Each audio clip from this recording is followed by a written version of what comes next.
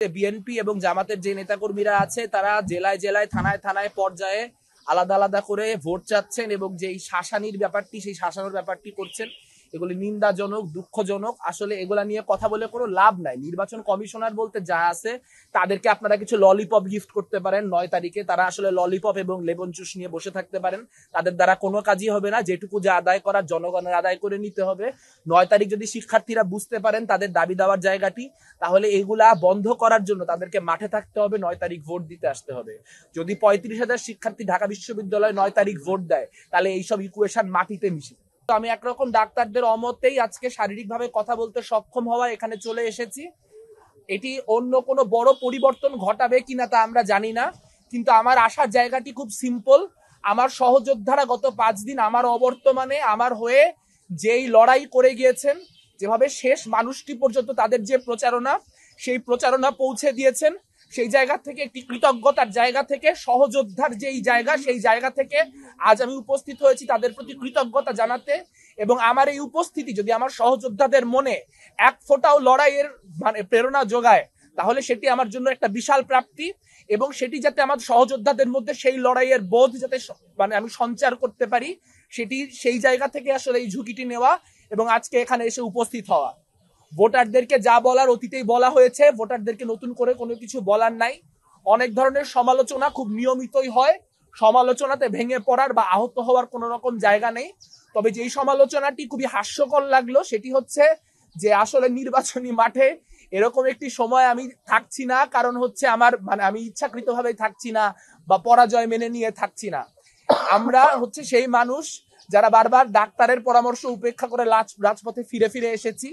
আমরা সেই মানুষ যারা বারবার করে নিজেদের জীবনকে উপেক্ষা করে রাজপথে এসে সামিল হয়েছি। রাজপথে আমাদের অক্সিজেন, কাজে রাজপথে আসলে আমাদের কোনো ক্ষতি হয় না, রাজপথে আসলে আমাদের উপকার হয়।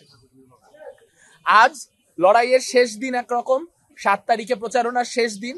আমাদের যে সহযোদ্ধারা, প্রতিরোধ পর্ষদের যে সহযোদ্ধারা, তাদের প্রতি একটা কথাই বলতে চাই যে 9 তারিখে নির্বাচনের ফলাফল যাই হোক, আমরা ইতিমধ্যে জিতে গিয়েছি।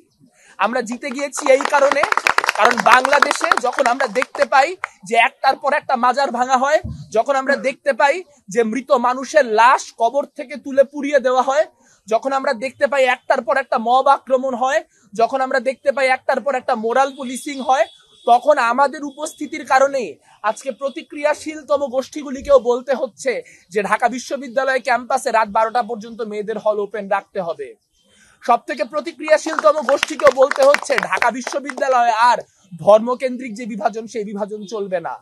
কিন্তু আমি আমার জগন্নাথ হলের ভাইদের, আমার 5টা যে নারী হল, সে নারী হলের বোনদের মনে করিয়ে দিতে চাই, আপনারাও মনে রাখুন 3টা মাস আগেও কারা বিশ্ববিদ্যালয়ের যে সংসদ, শিক্ষার্থী সংসদ রয়েছে, সেই শিক্ষার্থী সংসদে বসে নারীদের মোরাল পুলিশিং করত। আপনারা মনে রাখুন কারা এখানে অ্যাডভোকেট আলিফের মৃত্যুর পর জগন্নাথ হলের পাশ দিয়ে যাইতে যাইতে এই স্লোগান দিয়ে গেছে, দিল্লি যাদের মামা বাড়ি, বাংলা ছাড়ো তাড়াতাড়ি। আপনারা সেই দুঃখ, সেই গ্লানি, সেই যন্ত্রণাকে মনে রাখুন।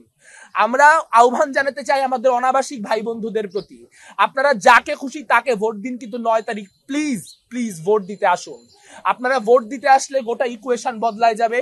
এখানে যত সমীকরণ হচ্ছে, এই সমীকরণগুলা কিচ্ছু দাঁড়াবে না। এখানে স্বাধীনতা বিরোধীরা একটা পোস্টেও জিতে আসতে পারবে না। আপনারা শুধু আপনাদের প্রেজেন্স এনশিওর করুন, আপনাদের শেষ ভোটটা দিয়ে যান। আর ভোটারদের প্রতি একটাই আহ্বান জানাবো, যারা আমাকে ভোট দিবেন না তারা তো আমাকে ভোট দিবেন না, তাদেরকে নতুন করে বলার কিছু নাই। কিন্তু অনেক মানুষ আছেন যারা আমাদেরকে পছন্দ করেন, আমাকে ব্যক্তিগতভাবে পছন্দ করেন, কিন্তু এই চিন্তা করতেছেন যে যেই প্রার্থী আসলে আমার পর্যন্ত, আমার দ্বার পর্যন্ত আইসে পৌঁছায় নাই, সে যে নির্বাচিত হওয়ার পর আমার পর্যন্ত আইসে পৌঁছাবে তার নিশ্চয়তা কি। আমি শুধু এটুকু বলতে পারি, আমার শেষ 5 দিন আমি প্রস্তুতি নিচ্ছিলামই যাতে করে আমি শেষ মানুষটা পর্যন্ত পৌঁছাইতে পারি, শেষ যেই শিক্ষার্থীটা, সেই শিক্ষার্থীটা পর্যন্ত আমার যে রিচ, সেই রিচটা করতে পারি। কিন্তু আমার শারীরিক অসক্ষমতার কারণে আমি সেটা পারি নাই। আমি সেই ব্যর্থতার দায় মাথা পেতে নিচ্ছি, কিন্তু একই সঙ্গে অনুরোধটা করছি, যদি আপনি মনে করেন সামনের দিনের যেই পরিস্থিতি, সেই পরিস্থিতিতে শিক্ষার্থীদের লড়াইয়ের জন্য উপযুক্ত জিএস ক্যান্ডিডেট আমি, উপযুক্ত প্রার্থী আমাদের প্রার্থীরা, তাহলে প্লিজ আমি আপনার পর্যন্ত শারীরিকভাবে পৌঁছাইতে পারি নাই, এই কারণটুকুতে অন্তত আমাকে আপনার ভোট বঞ্চিত করেন না। যদি মনে করেন আমি যোগ্য প্রার্থী, তাহলে অন্তত এই গ্রেসটুকু আমাকে দিন।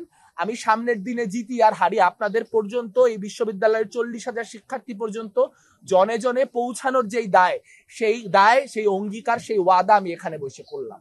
আর প্রতিরোধ পর্ষদের যে সহযোদ্ধা, তাদেরকে সালাম জানাই এই জন্য যে এই প্রতিকূল পরিস্থিতিতে যেখানে টাকার এইরকম খেলা, মাসেল পাওয়ারের এইরকম খেলা, আন্তর্জাতিক মিডিয়া দিয়ে মানুষজনকে প্রমোট করা হচ্ছে, বিভিন্ন রকম কারসাজি করা হচ্ছে, বড় বড় রাজনৈতিক দল ইনভলভড হয়ে গেছে, সেই জায়গায় দাঁড়িয়ে আপনারা আপনাদের নৈতিক সততা দিয়ে যে লড়াইটি লড়লেন, সেই লড়াইয়ের ফলাফল 9 তারিখে কি হবে জানি না, কিন্তু এটা শুধু ঢাকা বিশ্ববিদ্যালয়ের বিষয় না, সারা দেশ আপনাদের দিকে তাকায় আছে, সারা দেশ দেখছে আমরা কি অনেস্ট ফাইটটা করছি।